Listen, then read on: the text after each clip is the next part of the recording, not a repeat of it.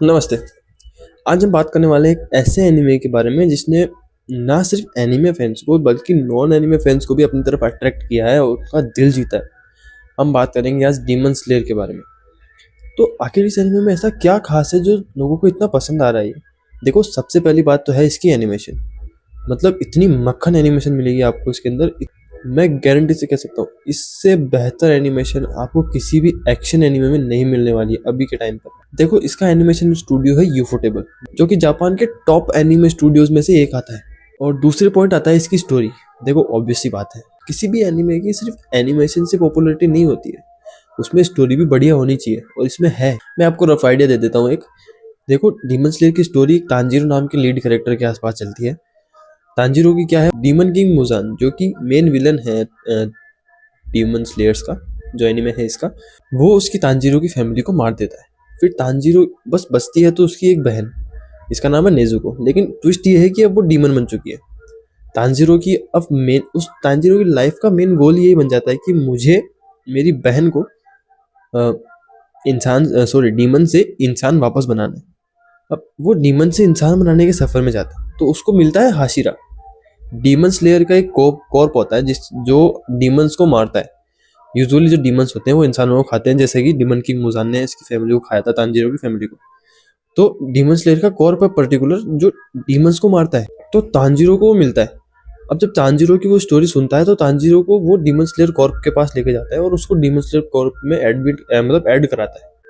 अब demon slayer में add होने के बाद एक नॉर्मल सा तांजीरो, आम आदमी, एक आम बच्चा इस लेवल तक अपग्रेड होता है, इस लेवल तक अपनी पावर्स को लेकर जाता है कि वो डीमन किंग मुजान से फाइट करता है लास्ट में। तो अब कैसे वो डीमन किंग मुजान से फाइट करता है, एक आम आदमी से इस लेवल का पावरफुल कैसे बनता है, वो आपको इस एनीमे की पूरी स्टोरी में देखने को मिलेगा। और तीसरी चीज अब आती है इसके गाने, इसके सॉन्ग। मैंने लिटरली ये एनीमे पूरे करने के बाद, एनीमे जो ये पूरा जितना भी आया है अब तक, वो पूरा करने के बाद मैंने स्पॉटिफाई पे जाके इसकी प्लेलिस्ट सुनी है जापानीज लैंग्वेज में। स्पेशली जो वो फर्स्ट सीजन का इसका स्टार्टिंग सॉन्ग होता है, इंट्रो वाला, जो कि थीम सॉन्ग में बोल सकता हूँ डीमन स्लेयर का। तो ओवरऑल अगर बात करूँ तो ये एनीमे बहुत अच्छा है, मैं स्ट्रांगली रिकमेंड करूँगा। और एक बात, अगर आप पहला एनीमे आप ढूंढ रहे हो, मतलब आपने अब तक एनीमे की जर्नी शुरू नहीं करी है, तो मेरी तरफ से पर्सनल रिकमेंडेशन रहेगी कि आप डीमन स्लेयर से अपनी एनीमे जर्नी शुरू करो, क्योंकि ये मेरा पहला एनीमे भी था। मेरा भी पहला एनीमे डीमन स्लेयर ही था, इसलिए मैं आपको बताऊंगा, क्योंकि इसकी स्टोरी जो है वो बहुत ईजी टू अंडरस्टैंड है।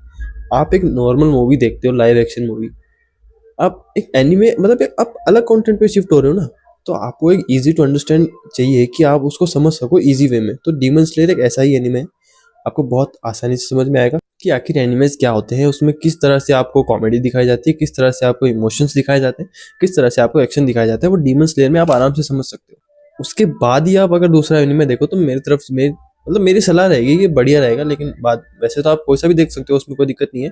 अब एक टिप देता हूँ मैं आपको कैसे जैसे करके बस इसके 5 से 6 एपिसोड निकालना है। 5 एपिसोड या 6 एपिसोड अगर आप निकाल दोगे, फिर आप स्टोरी में लिंक हो जाओगे।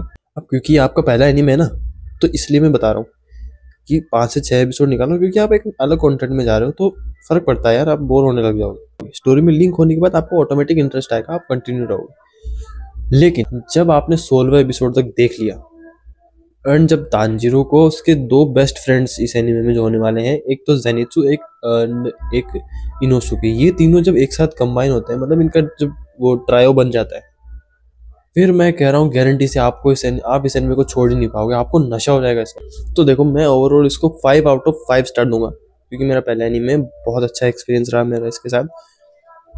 अब मैं आपको वॉच ऑर्डर बता देता हूँ आपको किस तरह से देखना है। वैसे तो ये पूरा एनिमे आपको जितना अब तक आया है इन्फिनिटी कैसल के अलावा, सारा आपको जियो हॉटस्टार पे सीजन के हिसाब से मिल जाएगा, एपिसोड के हिसाब से, ठीक है। पहले आपको सीजन 1 देखना है, फिर आपको सीजन 2 देखना है, जो कि जियो हॉटस्टार पर सीजन 2 है। वैसे वो एक मूवी है, लेकिन उसके एपिसोड्स आपको सीजन 2 के हिसाब से वैसे जियो हॉटस्टार पे मिल जाएंगे। म्यूगन ट्रेन नाम है उस आर्क का। म्यूगन ट्रेन बाद में आप तीसरा सीजन देखना, चौथा सीजन, 4 सीजन आप कंप्लीट करो, फिर आपको देखनी है एक मूवी जो कि है इन्फिनिटी कैसल, अभी लेटेस्ट रिलीज हुई है। आपने अगर आप एनिमे नहीं देखते हो तो भी उसका जिक्र तो सुन ही लिया होगा। तो ये है टोटल एनिमे उसका। इन्फिनिटी कैसल का जो पार्ट 2 है वो शायद 2027 में आएगा, और सनराइज काउंटडाउन आर्क का एक जो तीसरी मूवी होने वाली है इस एनिमे की, वो आएगी 2029 या 30 के आसपास। मतलब ओवरऑल बताऊं तो 2030 तक ये एनिमे पूरा खत्म हो जाएगा। इसकी मांगा ऑलरेडी पूरी हो चुकी है, इसका एनिमेशन जो है वो 2030 तक पूरा हो जाएगा। बहुत प्यारा एनिमे है, आपको बिल्कुल देखना चाहिए, स्ट्रांगली रिकमेंडेड। एंड बाकी थैंक्स फॉर वॉचिंग, बाय, मिलते हैं अगले वीडियो में।